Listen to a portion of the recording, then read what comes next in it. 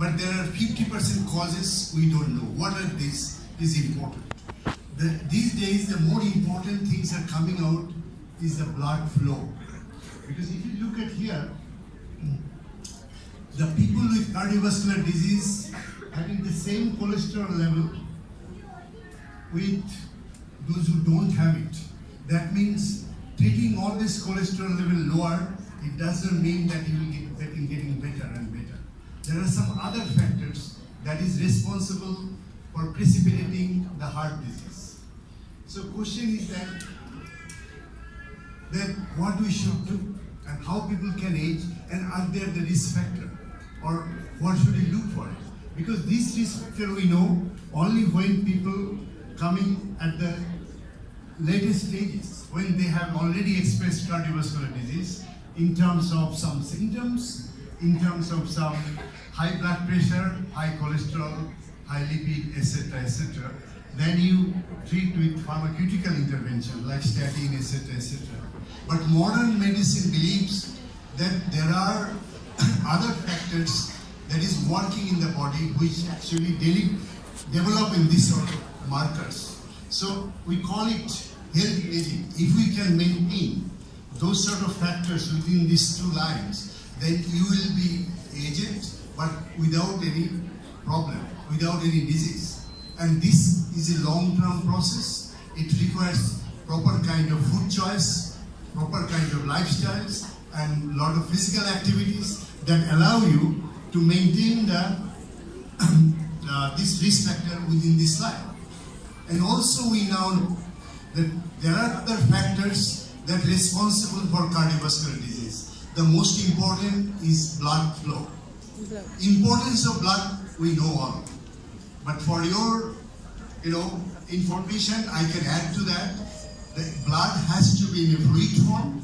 It carries nutrition, it carries oxygen, it gives to the brain, and it gives to different tissues. That's why we are surviving. And some of the tissues requirement is all the time it is needed. And some of the tissue they can survive for a while, but not all the time. That will have a problem. Like brain cannot survive minutes without oxygen. And if there is a blood is not going to the brain or flow is reduced, then you will lose the memory and brain will lose the activity. But for heart, if the blood is not going properly to the heart requires a lot of energy. It can push 130 meter high 1 liter fluid within a minute, per minute. So you see how powerful it is. It's like a huge pump. It needs a lot of energy all the time. And that's why blood flow to the heart is the most important in order to maintain our body, in order to maintain the blood flow around our body so that we can survive and we can do better work without much dizziness, without much tiredness, etc. And it is possible through the blood flow.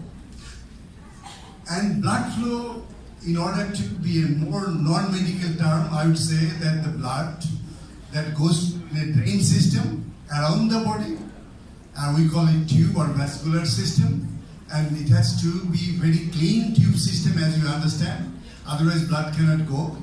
And this blood takes in remote places like in the toe of the finger, etc., and against the gravity to the brain. So that means heart has to pump and the drain system must be clean so that the blood can go up and down whenever required, and in the brain it should be all the time. And the main cell, the molecules that look after the vessel wall or the drain system, we call it platelets.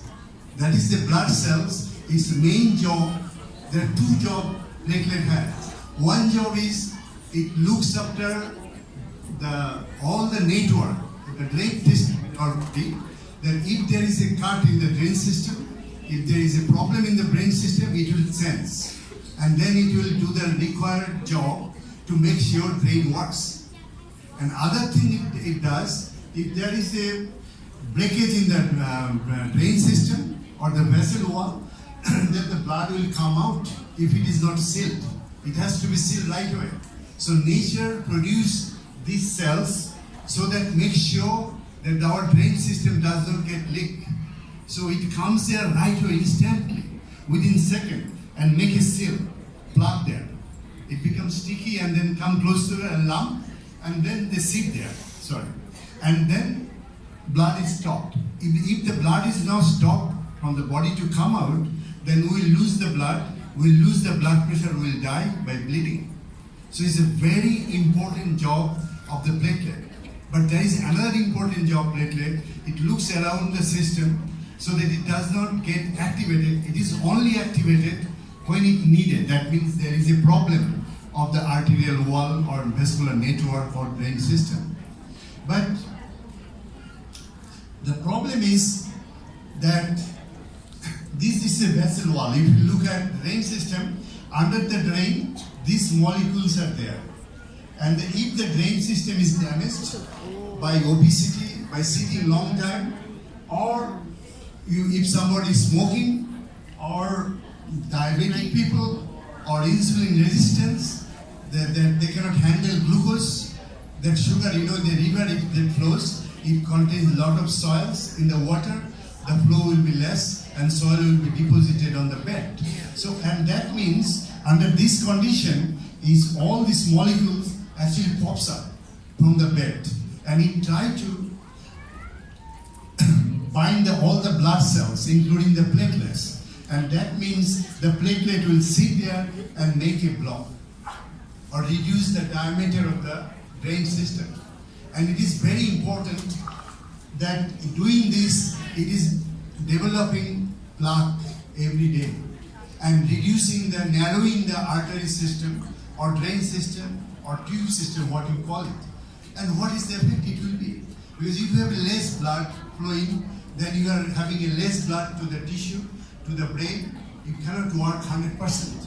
You will feel dizziness, etc. But the most important effect happens if it is happening in the coronary circulation, in the heart circulation.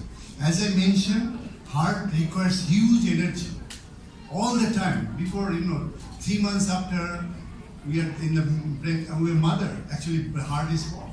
And they are pumping till we die. So it is a lot of energy, renewal of the cells, etc. And that depends on blood. The blood supply to the heart is very important in order to keep us going. But in the brain, if the blood supply is gone, we will lose the cognition, we will lose the memory, because the neurons cannot survive a minute without blood, sugar, and oxygen. Okay? But this can be affected because of our bad activities, taking bad diet, not doing too much exercise, sitting there and getting old, and these sort of things. Some of the symptoms you will see, you will feel dizziness, you will feel numbness, and the blood pressure can go high, because if the tube is narrowing, heart is pumping, so there will be residual pressure, and the heart has to do more pumping, so obviously blood pressure will go high and high. So you can see the relationship between the blood flow, high blood pressure, cognition, and the heart tissue. And this slide is complicated, but only I should tell that this is a part of the tube system, it's very smooth, and under this condition, the blood cells actually interact with it and produce nitric oxide, and this nitric oxide, I will talk later on, that actually relaxes the blood vessel, so the pressure is normalized. But if your blood vessel is damaged or got plaque or platelet activation, then it leads to activation of sympathetic nervous system, that actually vasoconstriction happen and blood pressure can be the result. And this kind of blood pressure increase cannot be treated by standard high blood pressure medication, because it is different mechanism is involved. So here we are. We know that the blood flow is very important for the maintenance of our body to be 100% effective, and for the memory of the brain from the skin, and more importantly, the heart to function properly. Its drain system must be very clean, because it needs a lot of energy, a lot of oxygen from the blood. And if there is a problem by blocking of this arterial drain system in the heart, then heart is not getting energy. and then heart has to pump more because of the blockage also, and that will create heart pain because the muscles are almost not there because of the, if the blood is not going, there will be problem in the heart muscle. That will be we call myocardial situation, and the heart, this muscle will not be generated. So very important for us that the vein and network, the blood vessel network in the heart is to be very clean so the blood can go and give lot of energy, and then heart can pump as we want. As we do a lot of works, it should really do a lot of pumping, so oxygenation is there, muscle is active, cardiac muscle, then you are quite young and vital and full of energy. And another thing happened, apart from this activity that I mentioned, there are under diabetes condition, insulin resistance, obesity, as you get old, bad diets, fast food, high fat, high carbohydrate, sedentary lifestyle, you are working in the office, sitting long time, and pollution, I will come later on, oxidative stress, inflammation, drugs, even cancer. People die of heart attack, not cancer, because of the blood flow is gone, because platelet become hyperactive. And exercise also can insult the body and can make this sort of problem. And if you look at this slide, that clinical studies recently showing that if you live in the area near the pollution, that pollution can lead to the events of hyperplatelet activity, and then can lead to DVT, deep vein thrombosis, and stroke is highly linked. It's nothing to do with the diet. It's just simple activation of the platelet by the air pollution that lead to platelet hyperactivity, that lead to the cardiovascular event. Another thing happening, platelet hyperactivity, is exercise. If you do too much chronic or acute exercise, it is good for the body, but also at the same time, you are damaging endothelium cell, and platelet become active, and you will see a lot of events where the cardiac, the people, athletes, they die of sudden cardiac death. And the issue is here, they all of a sudden the platelet become hyperactive and initiate the cardiovascular situation. And the mechanism is like this: the exercise stimulus activate a lot of cells, glucoside, red blood cell, and platelets, and they produce membrane particles that interact with the endothelium and produce the plaque formation, and that lead to cardiovascular death. And depending on the exercise intensity and exercise time, you activate the platelet coagulation and inflammation.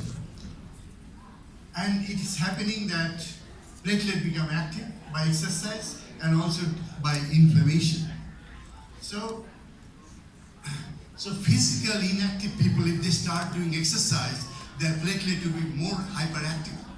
And that means you will find there is a 50-fold sudden death with these people. Whether it's a footballer or other kind of game, this thing happens. And a lot of stroke can happen also. So if we summarize what is going on, the platelet, as I mentioned, these cells are responsible overseeing the whole arterial system, and it should be inactive all the time. Only when it should be active, when there is a blood coagulation needed. When you have a cut of vessel wall or things like that, you need to stop the blood flow, blood coagulation, then platelet should be active. But if the platelet is active unwantedly, in the wrong time, wrong places, then you are developing atherosclerotic plaque. The debris are producing a bump on the roadway, on the drain systems. And that means it leads to later on cardiovascular event if it is happening in the coronary circulation, in the heart circulation, which require much more energy than other tissue. And also in the same in the brain. And if this atherosclerosis is going on, then ultimately it produces these things and then cardiovascular event.